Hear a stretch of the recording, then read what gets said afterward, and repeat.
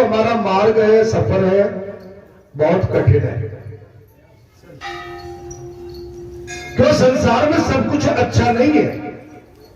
संसार तो ठीक है, लेकिन इसमें भाव, कुभाव, स्वभाव ये कहीं ना कहीं अलग अलग है। और जब ये अलग अलग बने हुए तो हम इसके कहीं ना कहीं मकर जाल में आ जाते हैं महाराज, तो हम बहुत दुख पाते हैं। इसलिए इससे बचने के लिए देवालय, सत्संग, कथाएं, पुराण, वेद, संत, महात्मा, ये इनके जो आपके जितने आश्रम में, अगर इनका सहारा हमने ले लिया तो फिर इस संसार से हमारी नौका और नैया पार हो सकती है।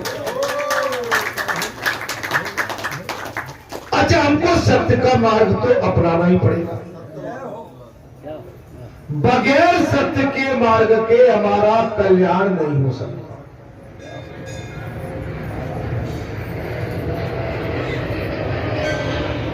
असत्य के हाथ पैर नहीं होते।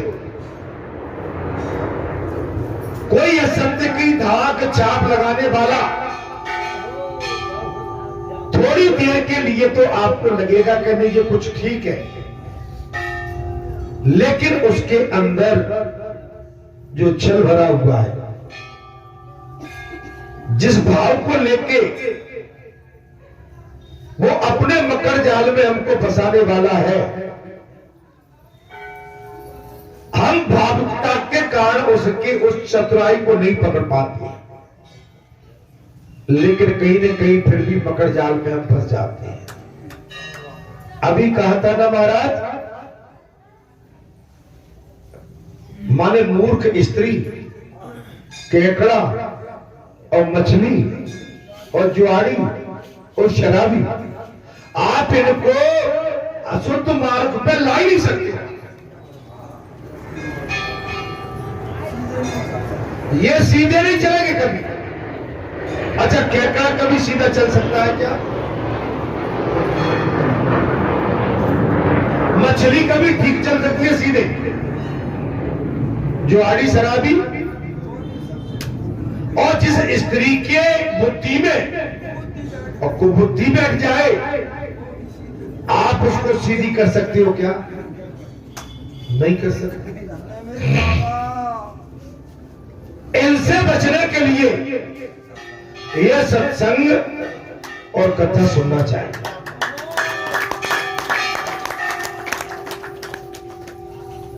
तब सूत जी ने साथ कह दिया महाराज, वो पूर्व काल में श्रेष्ठ नगर वर्धमानपुर में वीर शांत नाम से एक विख्यात ब्राह्मण हुए थे जी।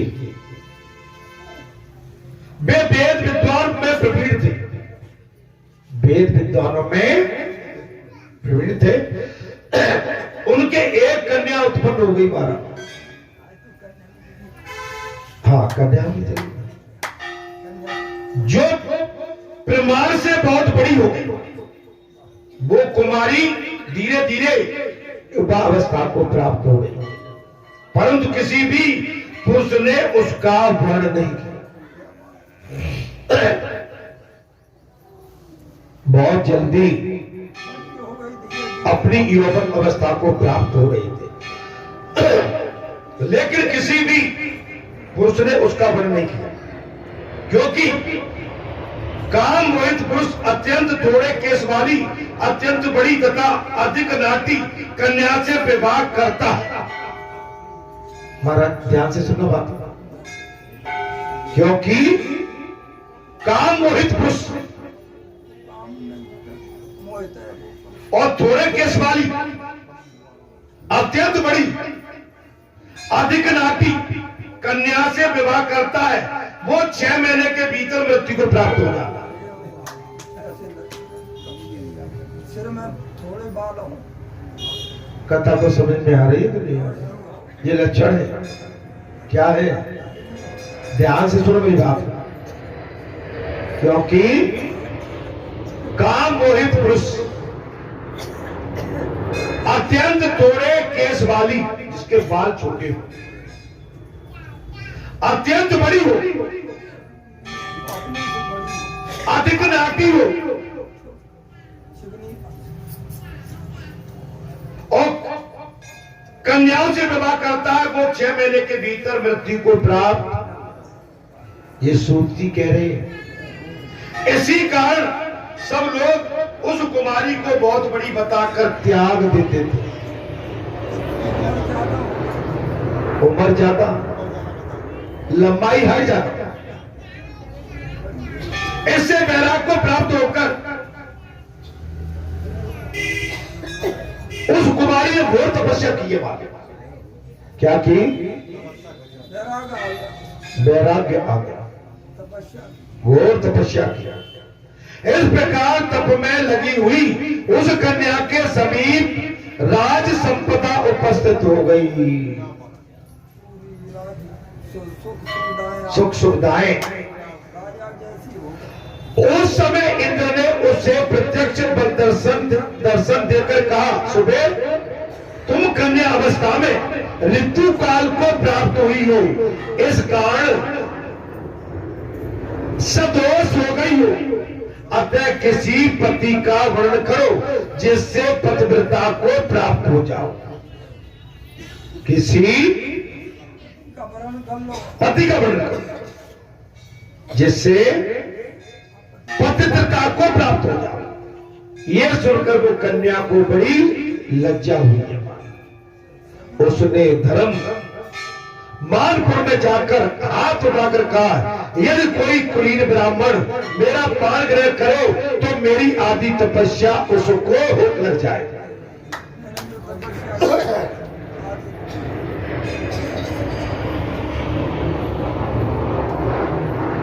धर्मानपुर में जाकर घोषणा कर दी कि कोई कुलीन ब्राह्मण मेरा पानी ग्रहण करे तो मेरी आदि तपस्या उसकी हो जाएगी और मैं उसका कल्याण करूंगा। यह सुनकर किसी कोड़ी ब्राह्मण ने उसे बुलाकर कहा,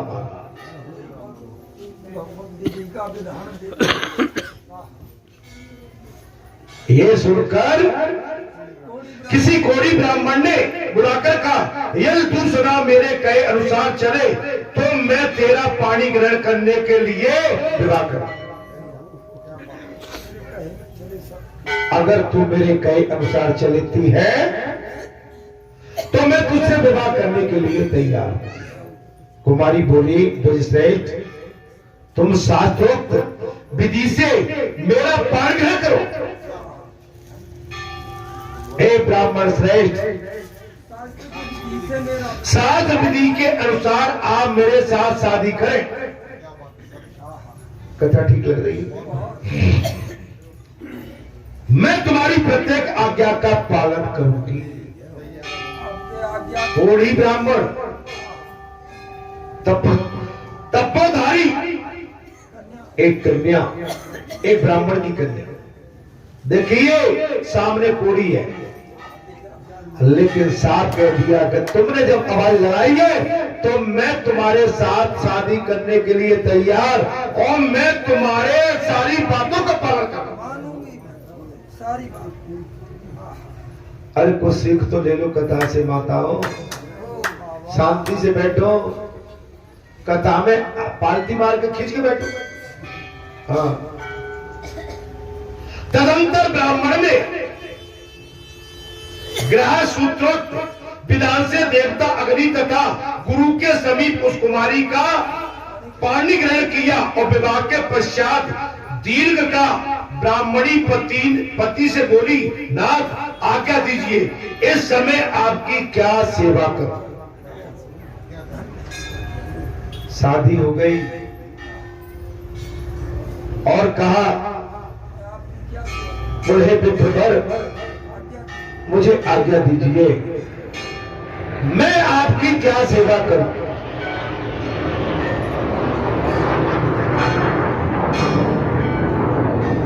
आज के समय में तो जी होता है शादी के बाद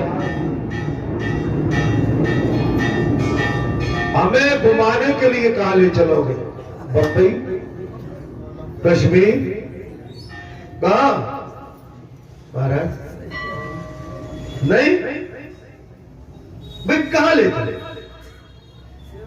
कार कहां है? हम कार में चलेंगे बैठ के। व्यवस्था देखिए आज की युग की। लेकिन एक धर्मपरायण कन्या, आप समझ लो, तपस्विनी और कोड़ी के साथ शादी करके कह रही है मैं हर आज्ञा का पालन, और शादी के बाद कहती है मैं आज्ञा दीजिए मैं आपकी क्या सेवा करूं।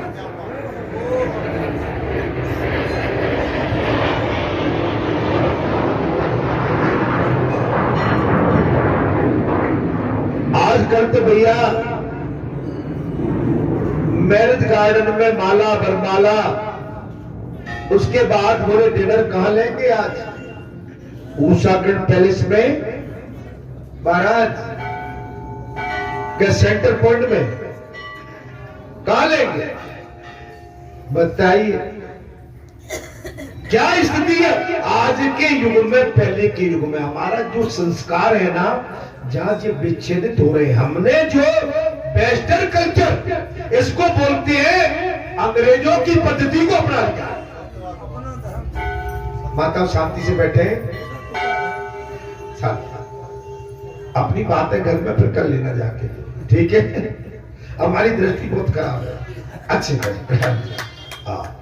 विवाह के पश्चात दीर्घ का ब्राह्मणी पति से बोली नाथ आज्ञा दीजिए मैं इस समय आपकी क्या सेवा करूं?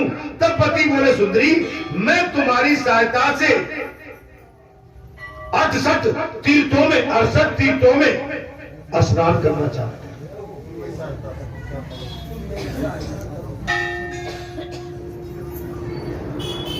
दिल्ली बंबई नहीं, सेंट्रल पार्क नहीं, उषा ग्रीन पैलेस नहीं, होटल ताज नहीं,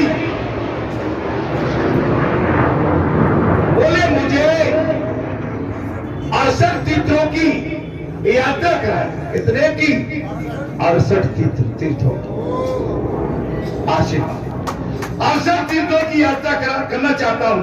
यदि ये कार्य कर सको तो करो। क्या कर सको?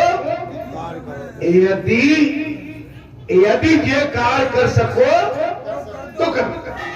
तब उस पतिव्रता ने बहुत अच्छा कहकर पति की आज्ञा सिरोधार की और पति के बराबर बांस की एक मजबूत खाट बनाकर उस पर कोमल रुई भरा हुआ बिछौना डाल दिया और हाथ जोड़कर कहा प्राणनाथ इस पर बैठिए।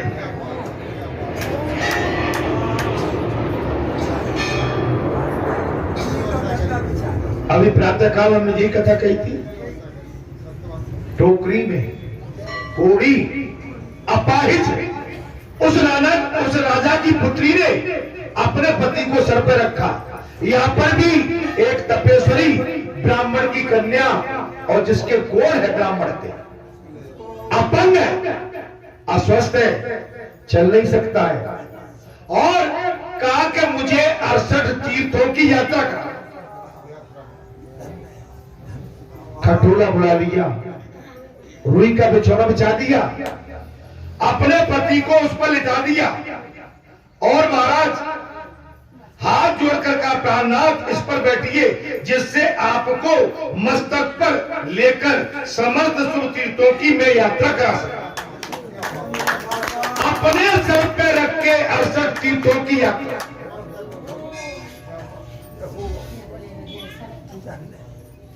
ये होती है पतिव्रता नारी, धर्मपरायण नारी। अपने सर पे रख के हे प्राणनाथ मैं आपको 68 तीर्थों की यात्रा करा सकूं। तब कोड़ी ब्राह्मण प्रसन्न होकर पृथ्वी से सने सने उठकर बांस के उस खटेले पर बैठा और उसे माथे पर लेकर सब तीर्थों में घूम घूम कर अपने पति को तीर्थ स्नान कराने लगे।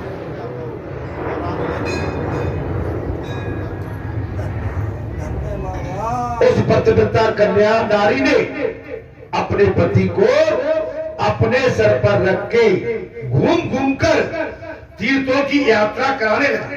क्रमशः समूची पृथ्वी पर घूमती हुई एक दिन संध्या होते होते, समूची पृथ्वी पर पैदल, 4 पहिए की गाड़ी नहीं है, डोली नहीं है, बारात नहीं है, समूची पृथ्वी पर घूमती घूमती एक दिन संध्या होते होते वो हाटकेश्वर क्षेत्र में आप पहुंची। हाटकेश्वर क्षेत्र सारे तीर्थों का राजा है। भगवान शंकर 8 महीने हाटकेश्वर क्षेत्र में रहते हैं। कहां रहते हैं भगवान शंकर? कितने टाइम? 8 महीने। 4 महीने कहां रहते हैं? केदारनाथ।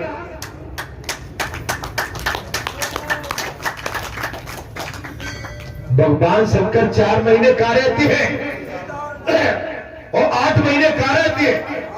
हाटकेश्वर क्षेत्र में। उस समय महाराज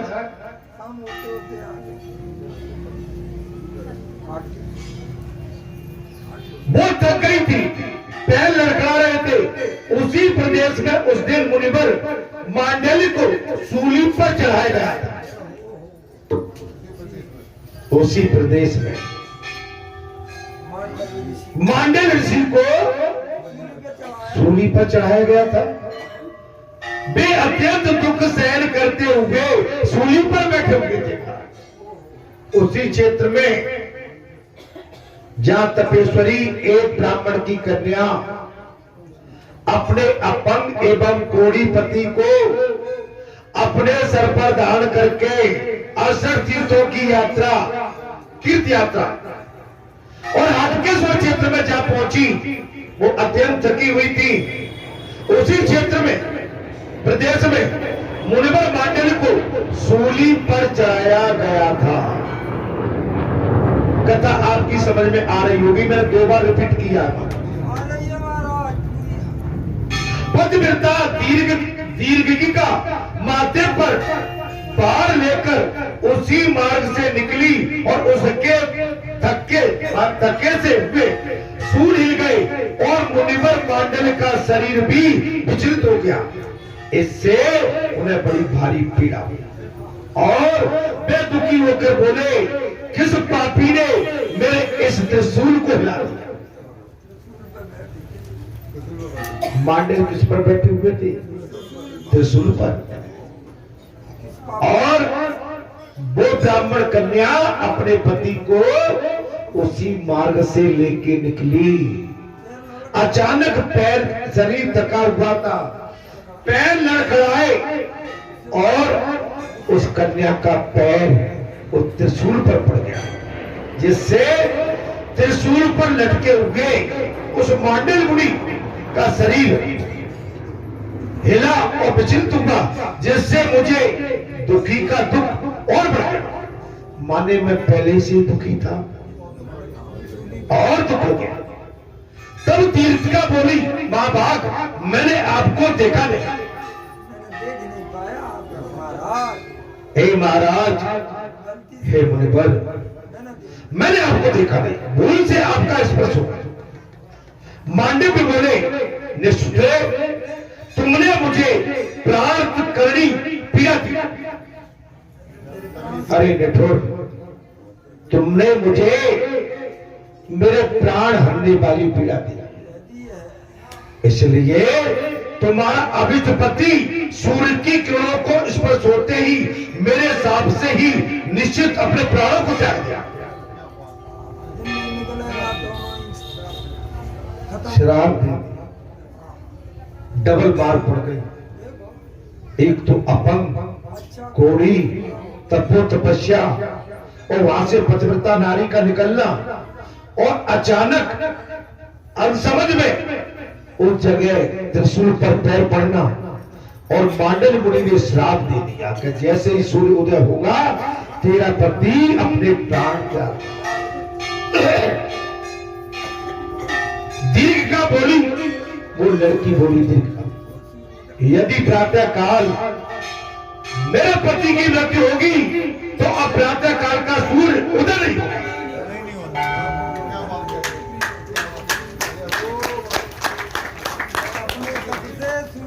हे मुनिवर, अगर प्रातः काल होते ही भगवान सूर्य की किरणों से मेरे पति की मृत्यु तय है तो मैं भी वचन देती हूं प्रातः काल सूर्य उदय हो गई।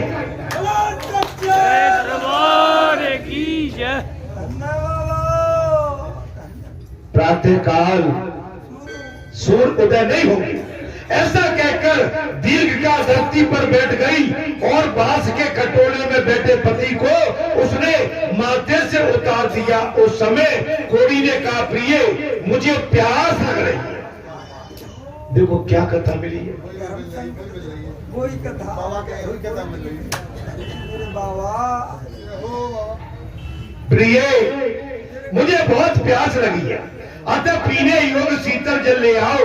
इतना सुनते ही वो पति की आज्ञा का पालन करने के लिए उत्सुक हो पानी लेने के लिए इधर उधर घूमने लगी, किंतु अंधकार में उसे कहीं भी जल दिखाई नहीं दिया।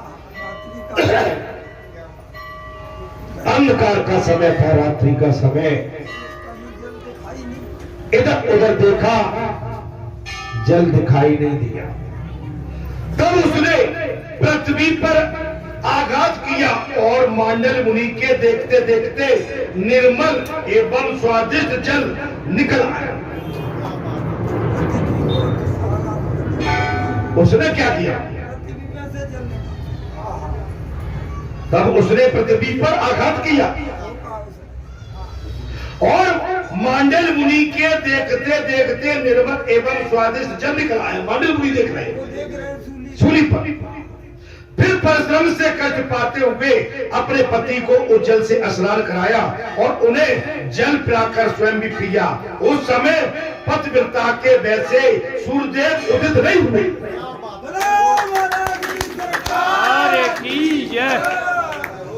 पतिव्रता के वैसे जानते हो क्यों?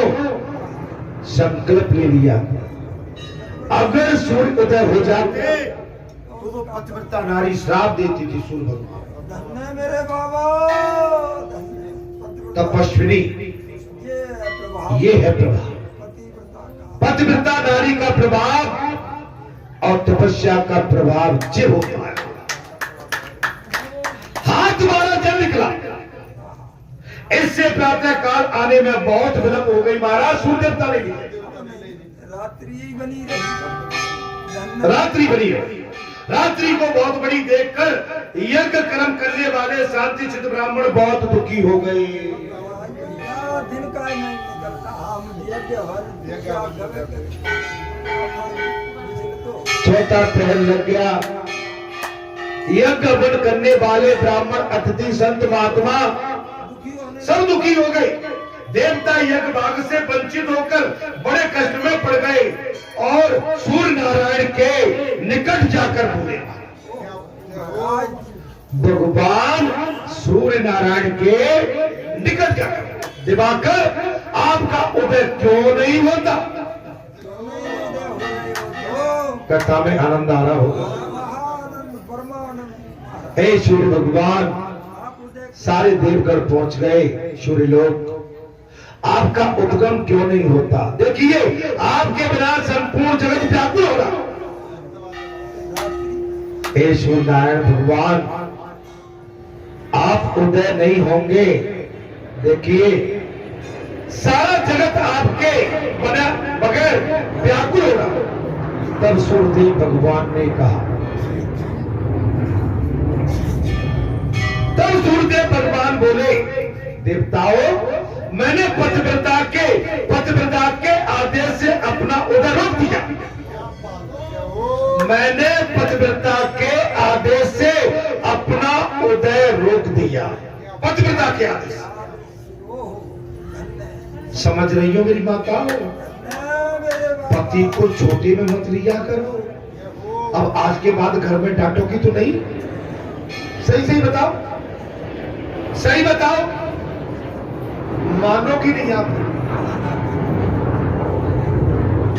पतियों पर हुकूमत मत चलाओ।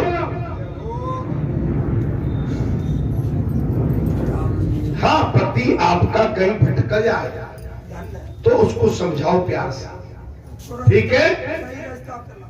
सही मार्ग पर लाने की चेष्टा अपने पति को करो, वो भी प्रेम से, धन्यवाद। धमका के नहीं, ठीक है? सूर्य देवता ने कहा, देवताओं मैंने पतिव्रता के आदेश से अपना उदय रोक रखा है, अतः आप सब लोग उसके पास जाकर मेरे उदय के लिए अनुरोध करो। वो कह देगी तो ही मैं कुछ बात समझ में आ रही है? धन्यवाद। अच्छा, तुम्हें सूर्य देवता के दर्शन करना है कि नहीं करना? हो तो व्रत धारण कर लो पति के लिए, कल्याण के लिए। पति को डांटने के लिए नहीं, पति को फटकारने के लिए नहीं, पति को मायके जातियों बगैर बताए उसके लिए नहीं, अरे उसकी पूजा कर। भैया आ जाए तो भैया मावा डर जाए।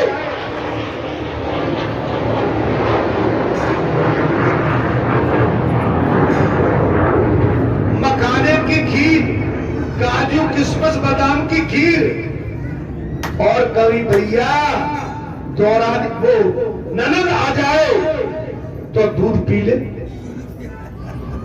वो पानी मिलो मिलाओ। ये हो मेरे बाबा। नहीं, बुरा मत मानना, सब ऐसा नहीं करते ऐसे सब महाराज, लेकिन है ऐसा। माने अगर चाहे बुरा मानो, मेरी सत्य बात को बुरा मानो, ऐसा है। अगर भाभी आ जाए तो भाभी के लिए 4000 की साड़ी, और नगद आ जाए तो 400 की साड़ी। बाबा बोला वाला जी सरकार की जय। पतिव्रता नारी क्यों किया ऐसा? बोले अपना उदय मैंने रोक रखा, अतः आप सब लोग उसके पास जाकर मेरे उदय के लिए अनुरोध करो, उसकी आज्ञा होने पर ही मैं पूर्वक उदय हो जाऊं।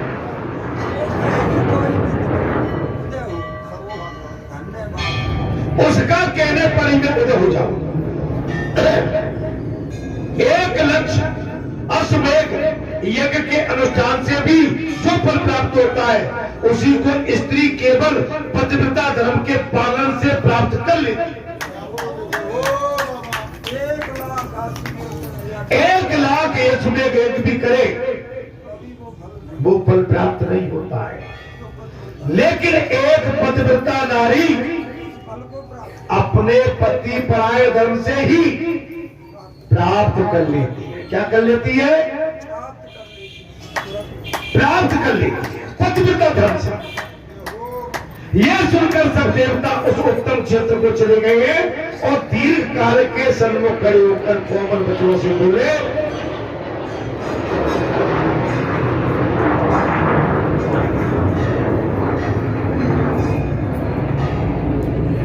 कोमल वचनों से बोले, हे पतिव्रते, तुमने जो सूर्य का उदय रोक दिया है सो अच्छा नहीं है। आपने जो सूर्य का उदय रोक दिया है वो अच्छा नहीं किया, क्योंकि इससे पृथ्वी पर शुभ कर्मों का अनुष्ठान रुका, इससे पृथ्वी पर शुभ कर्मों का अनुष्ठान, पूजा, तपो तपस्या रुके। अतः हे सुबह तुम आज्ञा दे दो जिससे सूर्य उदय हो जाए। सारे देवता एक पतिव्रता नारी के कहने पर सूर्य अपना प्रकाश नहीं करना चाहते, उदय नहीं होना चाहते। सारे देवता पहुंच गए और कह रहे, देवी तुमने ठीक नहीं किया, तुम सूर्य नारायण को आदेश दो जिससे वो उदय हो जाए। तब दीर्घा बोली, मान्यव मुनि ने अकारण मेरे पति को श्राप दे दिया। हमारा कोई दोष नहीं था, फिर भी अकारण मेरे पति ये श्राप मिला। देखो बात कहां से कहां चल रही है। बोले मैं क्या करूं? मांडल्य ऋषि ने मेरे पति को अन्याय श्राप दे दिया। आपके पास इसका क्या निकाल है? भाई मेरे पति को मांडल्य ऋषि ने अकाल मेरे पति को श्राप दे दिया। जब मेरे पति ही नहीं रहेंगे तब मुझे सूर्योदय से, यज्ञ से, श्राद्ध से और दान आदि से क्या प्रयोजन? बहुत बड़ी बात है।